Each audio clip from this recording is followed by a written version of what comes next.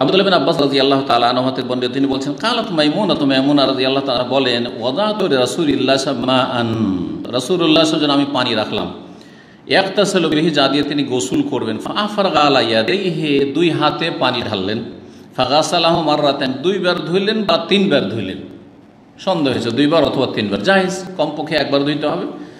আর উজুর অঙ্গগুলি বা গোসল অঙ্গগুলি কিন্তু দুইবার তিনবার সবচেয়ে উত্তম। সুম্মা আফরাগা বিয়ামিনিহি আলা শিমাল তারপরে ডান হাত দ্বারা বাম হাতে ঢাললেন, ফাগাসালা মাযাকিরাহু তারপরে লজ্জা স্থান ধৌত করলেন, মাযাকিরাহু লজ্জা স্থান ধৌত করলেন বাম হাত দিয়ে, পানি ঢালছেন ডান হাতে আর পরিষ্কার করেছেন বাম হাত দিয়ে। সুম্মা দালাকা ইয়াদাহু ফিল আর তারপরে জমিনে মাটিতে হাতকে ঘষা দিলেন, দিয়ে পরিষ্কার করলেন।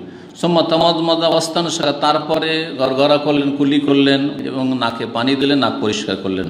সুম্মা গাসালা ওয়াজহু তারপরে মুখমণ্ডল ধৌত করলেন, ওয়ায়াদাইহি দুই হাত ধৌত করলেন, ওয়া গাসালা রাসাহু সালাসান মাথা তিনবার করে ধৌত করলেন। সুম্মা আফরাগা আলা জাসাদিহি তারপরে পুরো শরীরে পানি ঢেলে দিলেন। এই ছিল রাসূলুল্লাহ সাল্লাল্লাহু আলাইহি সাল্লামের হাদিস। তাহলে এতে হাদিসে কি রয়েছে যে নবী করিম সাল্লাল্লাহু আলাইহি সাল্লাম গোসলের অঙ্গগুলি ধুয়ে নিয়েছেন, আর গোসল করার পরে সুম্মা আফরাগা আলা জাসাদিহি শরীরে পানি ঢেলেছেন, শরীরে পানি ঢেলেছেন। তো গোসলের কাজগুলি যেন আলাদা করলেন।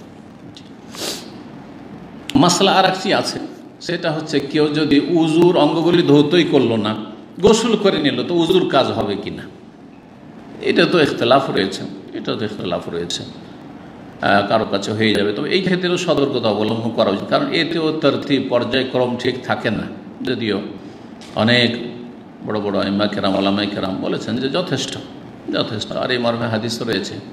ইমাম নাসাই রাহমাতুল্লাহ আলাইহি একটি অধ্যায় নিয়েছে বাবু তারকিল ওযু বাদাল গোসল যদি কেউ করে নেয় আর ওযু না করে তো কোনো অসুবিধা নেই, তারপরে সতর্কতা অবলম্বন করা ভালো হবে। আল্লাহ তাআলা আলাম। 11 নম্বর অধ্যায় 266 নম্বর হাদিস। মাইমুনা রাদিয়াল্লাহু আনহা বর্ণনা করেছেন কাল ওয়াদাতু রাসূলিল্লাহ গোসলান, রাসূলুল্লাহ যেন গোসলের পানি রাখলাম, ওয়াসাতারতু আর আমি পর্দা করলাম। তাহলে গোসলের সময় অন্য কারো নজর পড়ার যদি আশঙ্কা থাকে তাহলে পর্দা করতে হবে। সেই পর্দা নিজে ব্যবস্থা করেন অথবা কাউকে বলেন যে তুমি কাপড় দিয়ে ঘেরে থাকো। জি।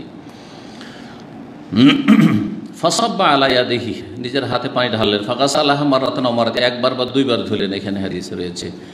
সুলাইমান বলছেন যে আমি জানি না যে তৃতীয়বার বললেন কিনা। সুম্মা আফরাগা বিয়ামিনি আলা শিমাল তারপর ডান হাত দ্বারা বাম হাতে পানি ঢালেন, ফাগাসালা ফারজা লজ্জা স্থান ধৌত করলেন। সুম্মা দালাকা ইয়াদাহু বিল আরদি জমিনে অথবা দেয়ালে হাত ঘষা দিলেন, পরিষ্কার করলেন মাটিতে। সুম্মা তামাদমাদা ওয়াস্তানশাকা কুলি করলেন, নাকে পানি দিলেন। ওয়াগাসালা ওয়াজহু চেহারা ধুইলেন, দুই হাত ধুইলেন, আর তারপরে মাথা ধুইলেন। সুম্মা সাব্বা আলা জাসে তারপরে গোটা শরীরে পানি ঢেলে দিলেন। সুম্মা তানাহা তারপরে একটু সরে গেলেন।